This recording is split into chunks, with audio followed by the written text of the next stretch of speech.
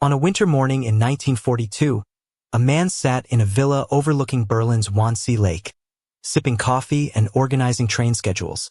Except these trains were carrying human beings to their deaths, and by the time he finished his coffee, he had condemned thousands more to gas chambers.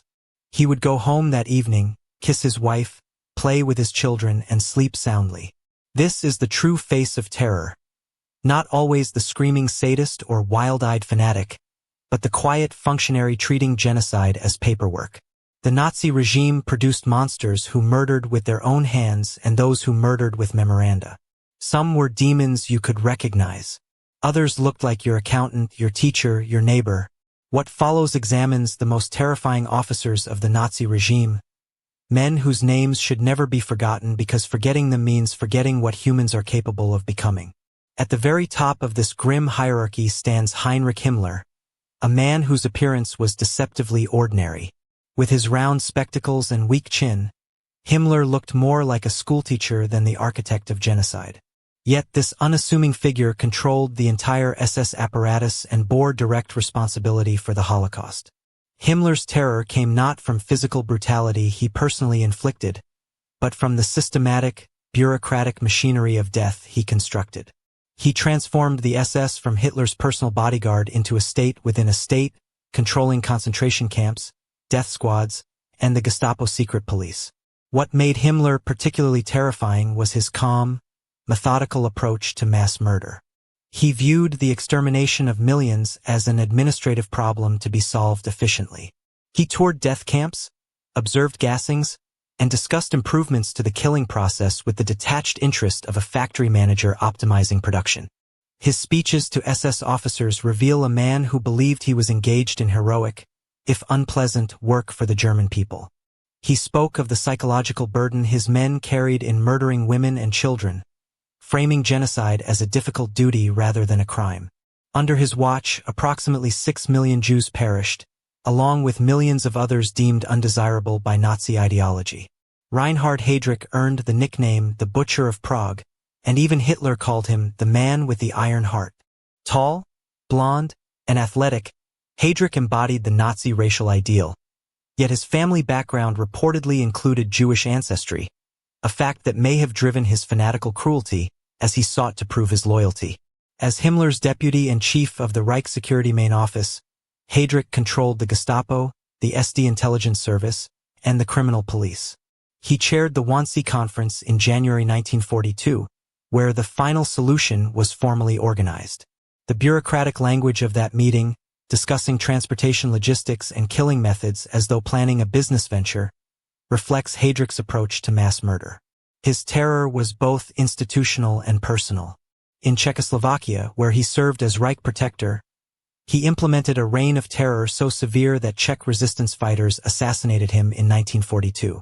The reprisals for his death were characteristically brutal, including the complete destruction of the village of Lidice and the murder of all its male inhabitants.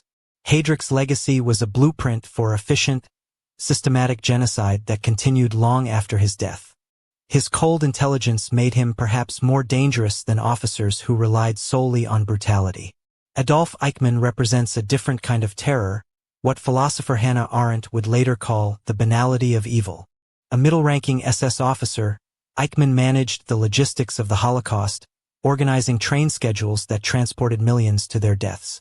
What made Eichmann terrifying was his ordinariness. He wasn't a sadist who personally tortured victims, nor a fanatical ideologue driven by passionate hatred. Instead, he was a bureaucrat concerned with efficiency, paperwork, and career advancement. He approached genocide as an organizational challenge, taking pride in his ability to coordinate complex transportation networks under difficult wartime conditions. When captured in Argentina in 1960 and tried in Israel, Eichmann presented himself as a small cog in a machine, just following orders. Yet the evidence showed he went beyond his duties, showing initiative in hunting down Jews even when military resources were desperately needed elsewhere. In 1944, as Germany was clearly losing the war, Eichmann focused on deporting Hungarian Jews, sending hundreds of thousands to Auschwitz even as the Red Army approached. His terror lay in demonstrating how ordinary people could commit extraordinary evil by fragmenting responsibility, following procedures, and focusing on technical problems rather than moral questions.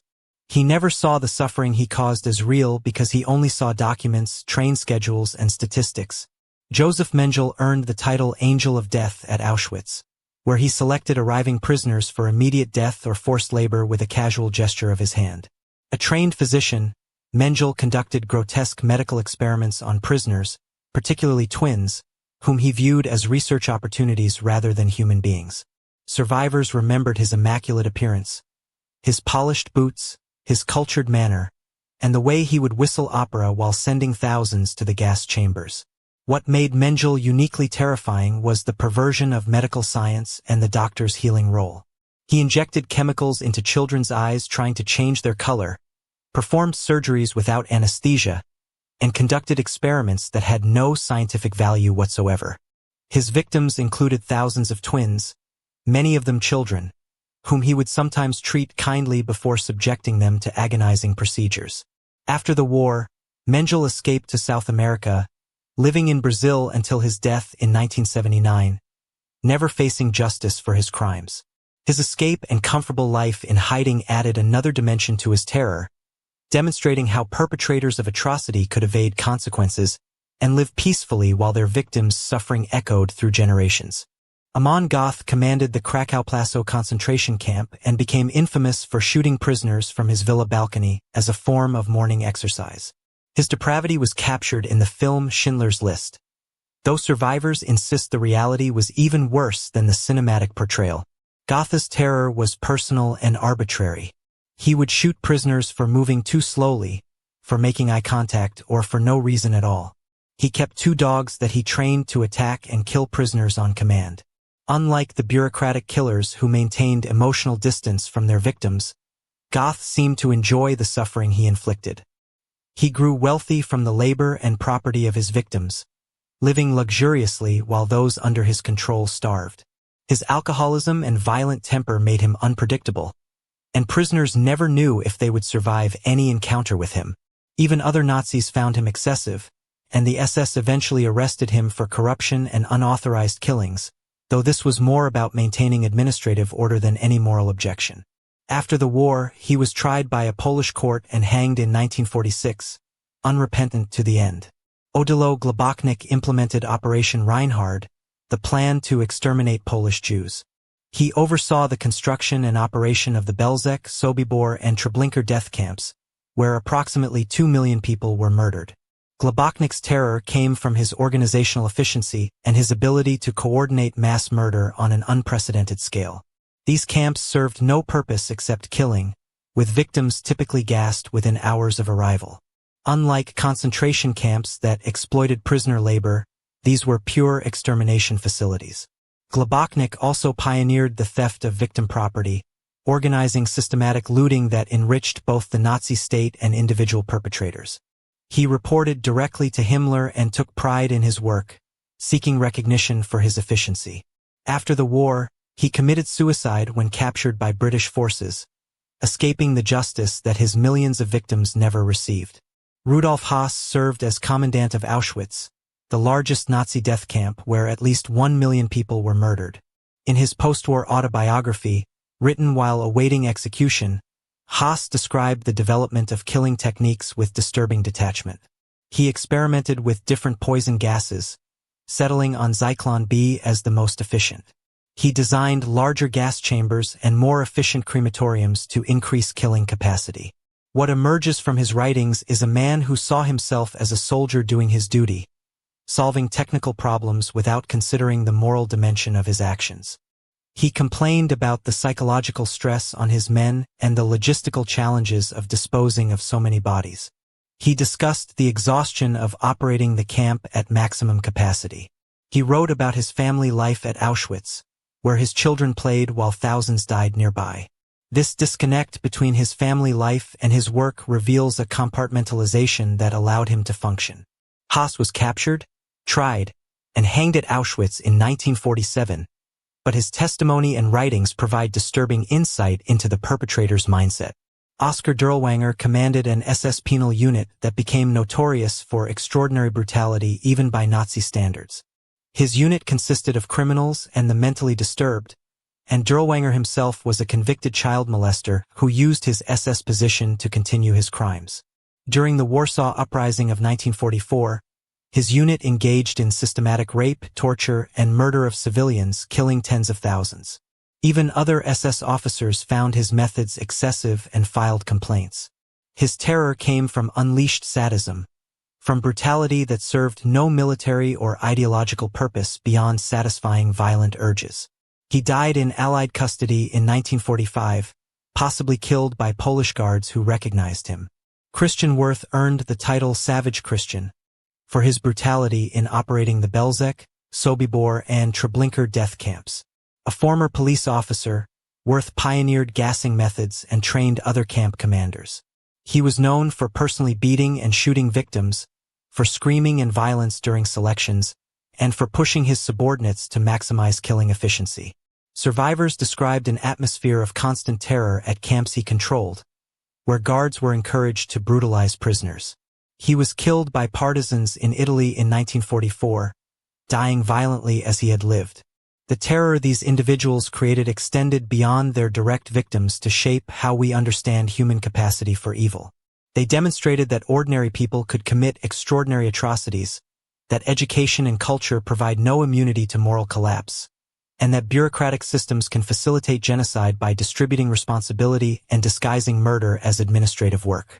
Some were sadists who enjoyed cruelty, others were careerists seeking advancement, and still others were ideologues convinced of their righteous mission. What united them was a willingness to dehumanize their victims so completely that mass murder became not just possible but routine. The machinery of terror they created was comprehensive and systematic. The Gestapo instilled fear throughout occupied territories, with informants and surveillance creating paranoia where anyone might be watching. Arbitrary arrests, torture, and executions maintained control.